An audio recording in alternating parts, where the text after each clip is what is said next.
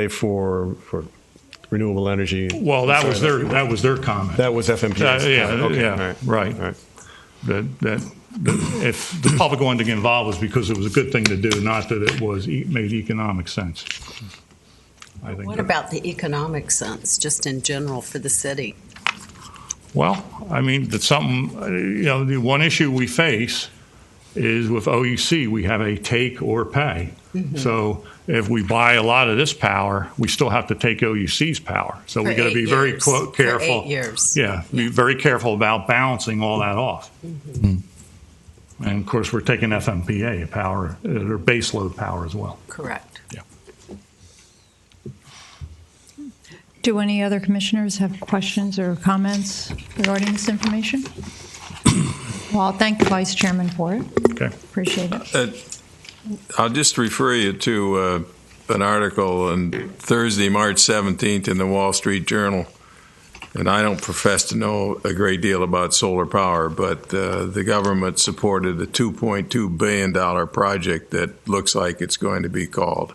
They're now seeking an extension in their cost. They're in the neighborhood, I think, if I'm not wrong, $200 a megawatt hour. So is that one of those solar concentration, the right. thermal ones? The technology. The technology is not very good. Yeah. I agree with that. Yeah. I mean, I certainly gleaned that from the article. Yeah. But if we get to the point where we need to do some research on technologies and what works and cost and so forth, this is just another reference point. That's the only reason I bring it up. Yeah, absolutely. Yeah, I don't think anybody's building those types now. They had built a bunch of them in Spain, and they're having the same problems. That one's what, in the Mojave Desert? Right. Yes. And just to bring this forward, there is going to be something on the August primary ballot that would be a solar initiative to try and improve, because part of the issue in Florida, I think, is we don't have a good state policy. And I think when you look at the across the South prices on page 19, you see that it's more expensive in Florida than anywhere else, or pushing the top limit. Right. And some of the other states have much better policy, but there is a policy that's to be voted on during the primary ballot this year, which would give businesses a tax break for installing solar, and it would exempt the assessed value of renewable energy devices. So just look for that. That will be on the August ballot instead of November. Commissioner Tunkel? I know it's late, but there are two things that came in the package, and I just wanted to see if I couldn't find a quick answer. One had to do with the Indian Shores sale transfer rate impact analysis. Are we going to, is this part of the joint meeting, the evaluation, and whether or not we agree with the assumptions, or? Yes, sir, that is the reason for the joint meeting. Chef Wright has been working with FMPA to get some long-term numbers and to finalize what his numbers are. He's dependent on those, and so he thinks he's going to have those by May the 2nd in order to give everybody enough notice, and then the council will meet on May the 3rd. Okay. And you sent out, or I believe your office sent out this FMPA's savings as a result of refinancing of debt. And the savings will reduce power costs for the cities. I think my math is correct. They project in 2020 it'll be $4,600,000 a year for all 31 members. That comes out to about $150,000 a year per member. Is that your understanding that the cost will be should be reflected in the restructuring of the bond issue? Yes, sir. That now the question is how they structure that refund coming from there. Again, that's one of those publications I try to get out to you all so you sort of keep up to date with what it is. But the answer to the question is yes, that's the way I understand it. The price seems to be going down. Or whether the savings go elsewhere within FMPA, which is that is correct. If it likelihood. goes toward debt service or something else, yeah. The board always has that option. Yep. Thank you. All right. Or we'll return to the agenda then.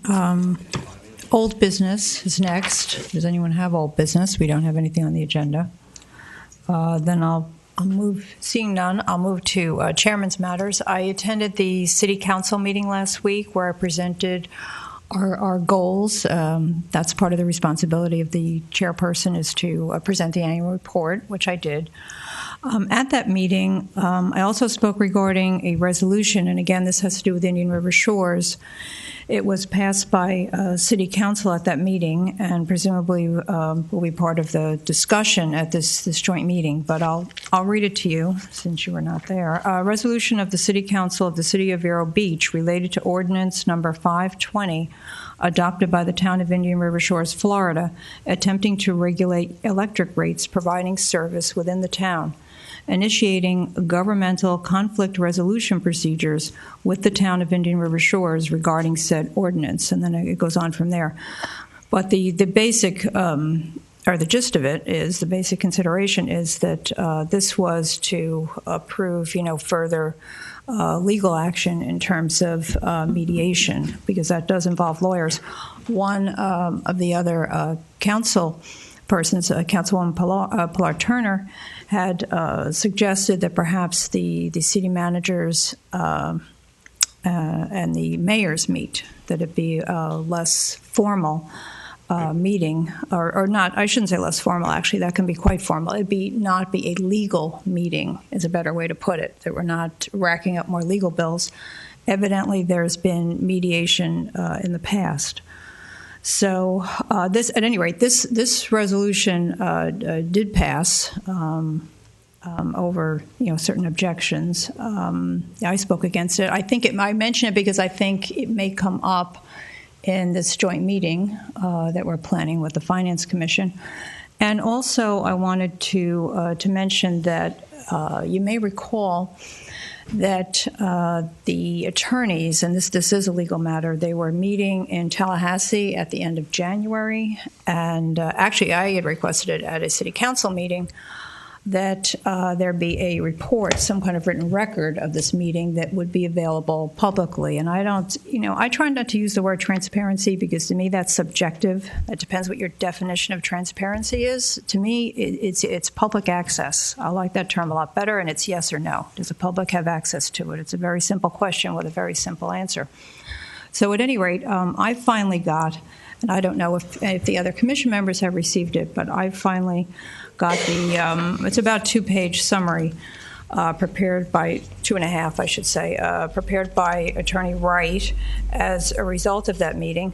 Our vice chairman was involved in the meeting, and their report actually is quite a lot more detailed.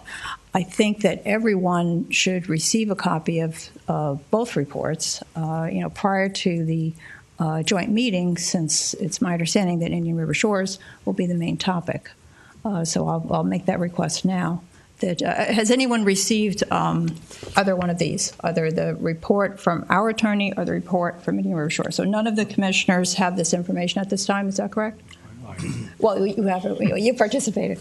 Okay. Nobody else has it. All right, then I'm going to make that request that these two pieces of information be distributed, and also a copy of the resolution that was passed by City Council last week. Now, I think that gives us a more complete picture going into it as to what has occurred in the meantime. And all right, and then that's it for me, and I'm going to move to members' matters. If any member would like to speak. All right. Are we paying any attention to this possible change in day and the time? Yes, thank you. Thank you for mentioning that. Commissioner Orcott had asked. I just wondered if it was going to be discussed. I mean, To discuss to what end? Just to, we have, it's a new year. How is that time set? Is it set in stone forever? That kind of thing. I think what came out of it last time, and please, anybody jump in at this point. I think what came out of it last time is 9 o'clock really is the earliest we can meet because the building opens at 8:30. So I think we have that understanding. And so beyond, unless you want to meet later in the day, but I wouldn't suggest it considering these meetings are the length of the meetings. I think 9 o'clock is a good time to start. Are there any objections starting at 9 I o'clock? expressed interest in an earlier start time because Yeah, we can't. I have a job. We can't start earlier. I would not advise starting later. I personally do not have a problem with meeting on Tuesdays. Is there anyone who has a problem with Tuesday and would like to speak about that? Calendars set up around Tuesdays. Okay. I don't think we need a motion on this. I think we'll just leave it the way it is. Okay, and I think we are done. Any other matters? Okay, we stand adjourned. Thank you.